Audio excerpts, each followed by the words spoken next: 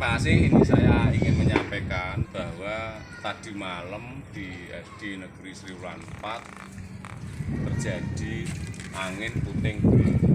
Jadi sehingga menimbulkan itu genteng itu semuanya pada jatuh.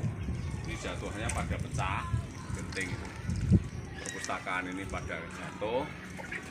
Itu tidak hanya di perpustakaan ini, tetapi di kelas-kelas itu juga gentengnya pada jatuh. Bahkan itu di kamar mandi itu hampir gentengnya hampir rontoh semua itu. Jadi memang kerusakannya cukup parah, cukup banyak.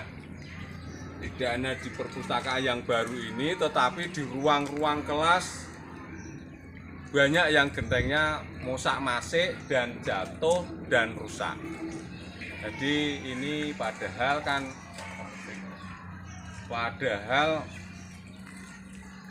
anggaran sekolahan itu kan tidak ada. Ini saya kehabisan solusi.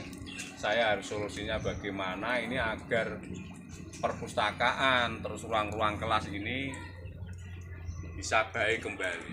Ya ini untuk itu baru kita pikirkan bersama bagaimana solusi untuk menyelesaikan masalah ini. Terima kasih.